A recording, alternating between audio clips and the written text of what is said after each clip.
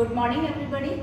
Today we are going to start with the history second chapter of 7th standard, that is New Kings and Kingdoms. Now in the medieval period between 7th and 12th century, many kings, new kings and kingdoms emerged all over India. Now let us see about some of the kings and the kingdoms. Now most of the kings who emerged during 7th and 12th century, they divided their lands into big landlords and gave it to big landlords who were called as Samantas. So these Samantas used to take care of the land and they used to give the revenue to the king. These Samantas always have military power also, because whenever the king required, the Samantas gave military help to the kings also.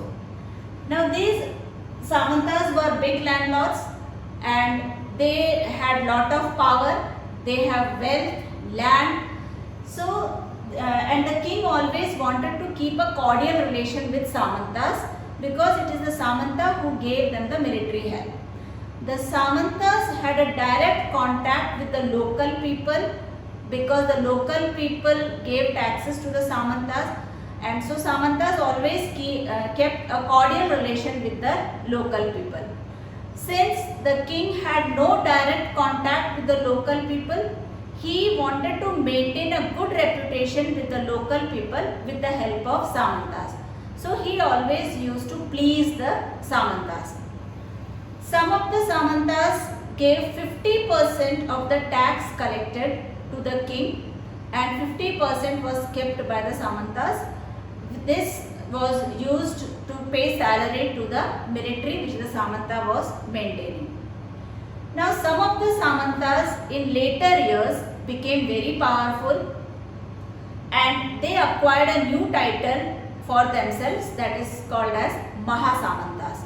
So Mahasamantas were more powerful than Samantas in case of military and wealth also. Some of the Mahasamantas in later years became so powerful that they undermined the power of the king and they defeated the king, their immediate king, and carved out a new empire for themselves. And one such example was the Rashtrakutas. The Rashtrakutas who were ruling over Deccan, first they were the Samantas of Chalukyas. Chalukya kings had Samantas and one of the Samantas were the Rashtrakuta chief Danti Durga. So Danti Durga, the Samanta chief, became very powerful and he undermined the power of Chalukyas. He defeated the Chalukyas and carved out a new empire for himself. Now, many of the Samantas do not belong to warrior class, or they were not Kshatriyas. And during that time, it was supposed that the king should be a Kshatriya. But since Rashtrakutas were not Kshatriyas and many of the other Samantas were also not Kshatriyas, so because they wanted to become ruler, they converted their religion. So converted the caste.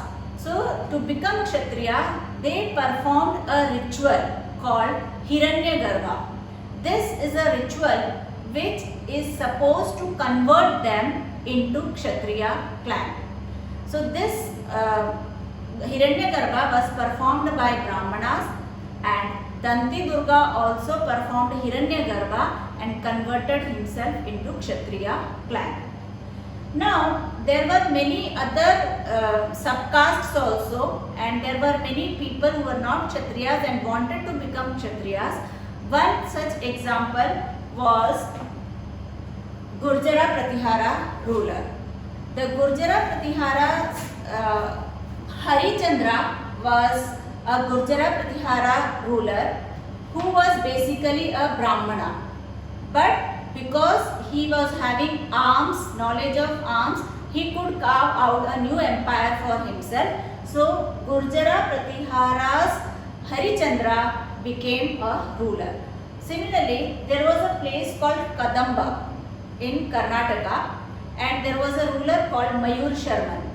He was also a Brahmana, but because of his knowledge of arms, he could carve out an empire for himself. And both of them converted themselves into Kshatriyas. So, the basic idea of this is that basically ruler should be a Kshatriya, but some Samantas who were non-Kshatriyas converted themselves into Kshatriyas by Hiranyagarbha, performing Hiranyagarbha, and many of the Brahmins who took arms also converted into ruling class, and this was the Samantas who became powerful and overthrew their. Once the Samanta became the ruler, he acquired high sounding titles like Maharajadhiraj, Tribhuvan Chakravartin. Tribhuvan Chakravartin means the lord of three areas, that is earth and heaven and Patal. So these three places, they were the rulers. That is what the high sounding titles suggest. But even after acquiring so much of high sounding titles, these rulers who just now became rulers, previously they were Samantas, they appointed Samantas for themselves. But they always maintained a good relation with their Samantas and with the peasants, because they have an experience that they themselves have overthrown their lords. So they don't want their Samantas to overthrow them. So they maintain cordial relation with their Samantas and with the peasants, though they acquired high sounding titles. So these high sounding titles like Maharajadhiraj, it was done only to gain acceptance among the common people. Because the common people will not accept a non-Kshatriya person as a ruler, so it was necessary for them to perform Hiranyagarbha and acquire such high sounding titles to gain the confidence of the common people. Now once these Samantas became rulers, they wanted to collect tax from the people. So they collected tax especially from three groups of people. One, peasants, one is cattle keepers, and one is artisans. So these three groups of people especially gave tax to the ruler. Now what was the use of the tax? The tax which the Samantas received, that was used for construction of temples, construction of forts, and also to have war with the neighboring countries. If they do war with neighboring countries, they will acquire more and more wealth. So the tax collected was used for building temples and for attacking other countries. The work of collecting taxes was not given to Samantas by the new rulers. They gave this work of collecting taxes to their own family members, because they had an experience that the Samantas used to collect taxes and became more wealthy and powerful. So these new kings did not give the right to collect taxes to the Samantas. Instead, they gave it to their family members whom they rely upon. Now these new kings had many Brahmanas in their courts who used to write about the king. And in this writing, especially the kings were praised. So the writings by Brahmanas, which was for the praise of the king, is called as Prashasti. Prashasti is one of the source of history by which we come to know about the king, and it is possible that whatever is written by the Brahmana about the king may not be true, because the Brahmanas are writing good about the king because they wanted favor from the king, and the favor that the king gave was in the form of money and land. So Prashastis are especially those things which were written by Brahmanas in which they praised the ruler. Now these Prashastis, apart from Prashastis, the land grants were given to the Brahmanas if they write good things about the king. So this source of history is not reliable. Now this was a common trend of the country that Prashastis and land grants were written, and when the land grants was given to the Brahmanas, that was noted down in copper plates. So by reading the copper plates, we can get to know which Brahmana was given which piece of land. So this was a record which was maintained by the state, that is copper plate. Now, apart from the Prashastis and land grants, the most reliable source of history of that time was written by a historian whose name was Kalhana. Kalhana especially wrote about the history of Kashmir, in which he did not totally rely upon the Prashastis or land grants. He went through the documents, he went through the diaries of the people, he went through inscriptions, he met with the eyewitnesses, and then he recorded his details. So Kalhana wrote a book called Rajtarangini, which is mainly about Kashmir, and that is one major source of history by which we come to know about what really happened in the kingdom. So it was not fake, or it was not written only to get favor from the king, but it was a reliable document. As we just now studied, that the taxes collected was also used for warfare. So warfare was one of the major way of collecting the wealth, that means attacking the neighboring countries. One such example was tripartite struggle, that means the struggle between three parties. At that time, there was a place called Kannauj in Uttar Pradesh, and that was a very fertile region and very wealthy region. So three powers always wanted to control Kannauj. Out of them, one was Gurjara Pratiharas, one was Rashtrakutas, and one was Palas. So the Gurjara Pratiharas, Palas and Rashtrakutas always fought with each other for Kannauj. And Kannauj never remained in the hands of any one ruler. Sometimes Palas get Kannauj, sometimes Rashtrakutas get Kannauj, and sometimes Gurjara Pratiharas got Kannauj. So Kannauj, because of its wealth, was always attacked, and this struggle was called as tripartite struggle. Now, when wealth is acquired by conquering a particular area, the wealth is used by the rulers for constructing temples. By constructing temples, they wanted to gain acceptance of the people. So much money was spent on temples. The idols were made of gold. Then the decoration of the temple was made with different gems, precious stones. So much of money was spent on building temples. So when one ruler attacked another ruler, they destroyed their temples and looted the wealth of the temple. One such example is Mahmud Ghazni. The ruler of the Afghan ruler, Mahmud of Ghazni, attacked India many times, and especially the Somnath temple of Gujarat was attacked, and he looted the wealth of Somnath temple, and he took the whole wealth to his own country, Ghazni, and he decorated his city of Ghazni there. When Mahmud Ghazni attacked India several times, he looted the wealth and went back. He appointed a person here whose name was Al-Biruni, and he was entrusted the work to write book about India, history of India. So Al-Biruni has written a book. The name of the book is Kitab al-Hind. In that book we can find about the wealth of India. So apart from these tripartite struggle between Rashtrakutas, Gurjara Pratiharas and Palas, there were many other regions also who fought with each other. the Chahamanas or Chauhans always attacked the neighboring places.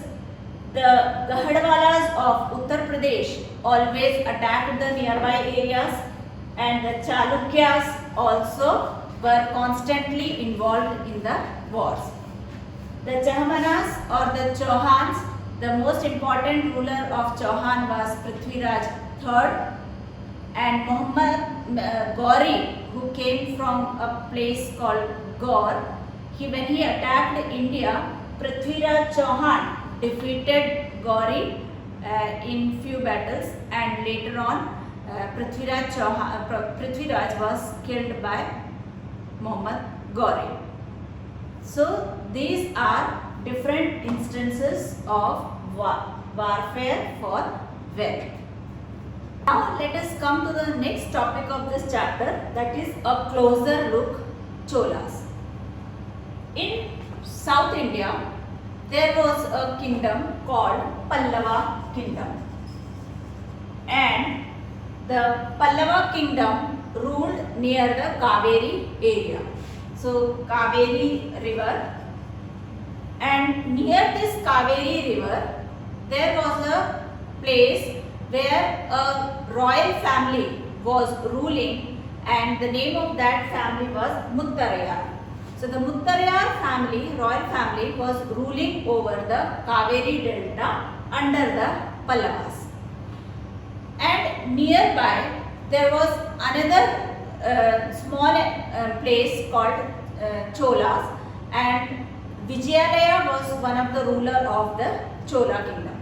So Cholas under Vijayalaya defeated the Kaveri delta ruler, that is Muttarayar, and he carved out a new empire in that area.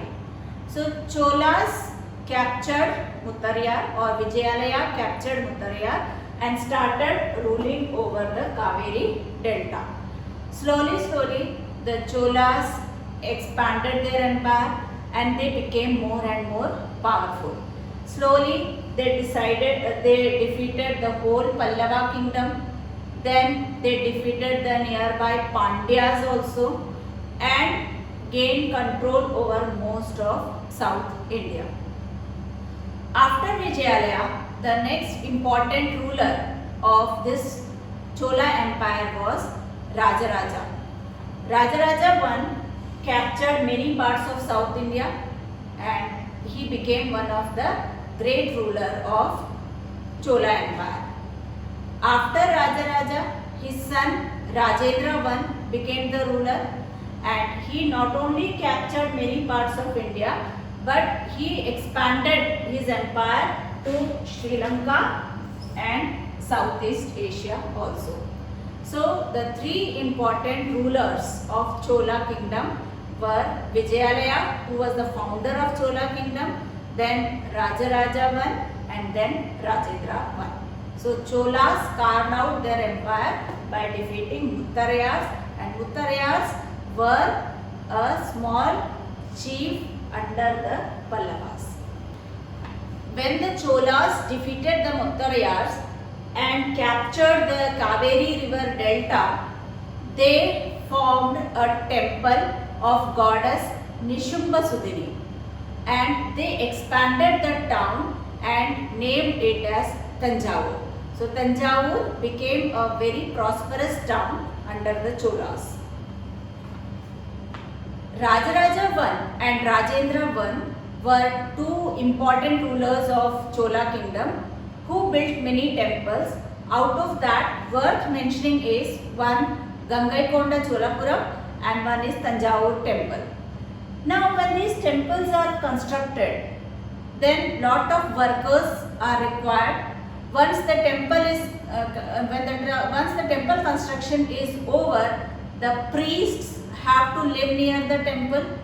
The garland makers have to live near the temple. There are musicians, dancers, craft persons who are working in the temple. So all of them started living near the temple, and the temple area became the nuclei of settlement. Many people started living near the temple, and temples became nuclei of settlement and many social, cultural activities started taking place near the temple. Now, the one most important aspect of Chola temple was its bronze sculptures. The metal bronze was used to make bells and idols of gods and goddesses. So, bronze sculptures of Chola kingdom is one of the important sculpture all over the world. So, Cholas were famous for their temples and for their bronze sculpture. One of the important feature of Chola Empire was giving importance to agriculture. Now, as we have seen that the Chola Empire was carved out near the Kaveri river, and Kaveri river splits into many channels before it falls in the Bay of Bengal. So, enough water was available in the Kaveri river, and so cultivation of rice was very easily done in these areas. Sometimes when the river overflows, so embankments were made so that channels can be created and water was given for irrigation in such areas where the water was not available. So irrigation system was good, and because enough water was available, sometimes 2 crops were also grown in a year. So in case of agriculture, Chola kingdom was very prosperous, irrigation methods were developed, and where the river water cannot be reached, their tanks were constructed, wells were built, and the good thing about Chola Empire is that the people also were very active in making these things, and they maintained the wells and the tanks very well. Now let us see how administration of the Chola Empire was carried out. The association of peasants or the group of peasants lived in a place, and that place was called as Ur. Ur was a place where the peasants used to live. Now a big group of peasants and so many groups together is called as Nadus. So the Nadu's main purpose or the main function of the Nadu was to carry out the justice among the people and to collect the taxes. Now, among the peasants, there were some small peasants and some big peasants also. So, the rich peasants were called as Vellalas. They belonged to Vellala caste. And some of the rich peasants were given the title of Muvendavelan by the Chola emperor. So, Vellalas were the group of big peasants or big landlords who were peasants but rich peasants. Now, the administration of the Chola Empire was carried out with the help of Sabha. Sabha was a group which was run by the Brahman landlords.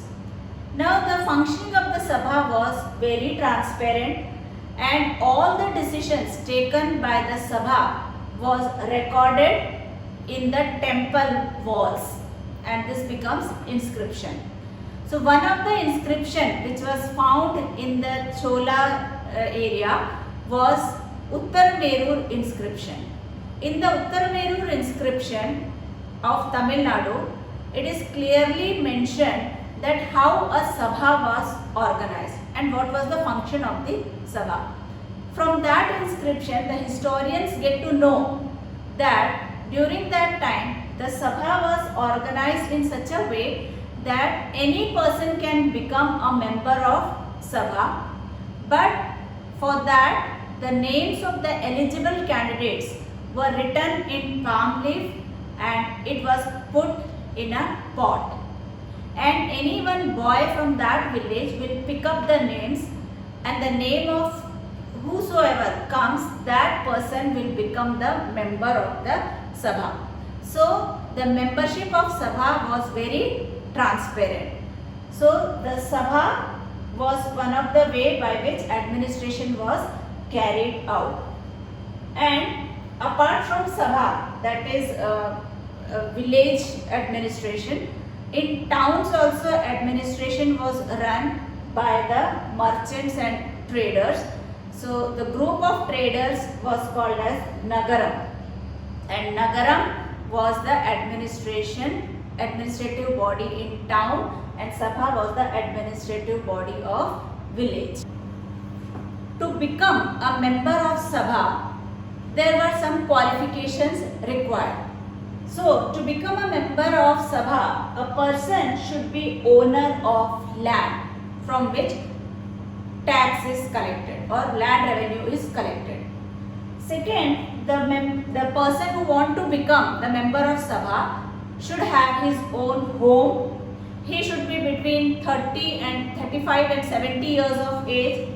He should have the knowledge of Vedas, and he should be well versed in administrative matters, and he should be very honest. So these were the qualifications required for the member to be a member of Sabha. But all the people who qualify these cannot become member of Sabha, because the names were put in pot and only few names were selected. So overall, if we look into the Chola Empire, we find that it was one of the greatest empire of South India, and it justifies the topic new kings and kingdoms. So one of the new kingdom which emerged between 7th and 12th century was Chola kingdom. Thank you.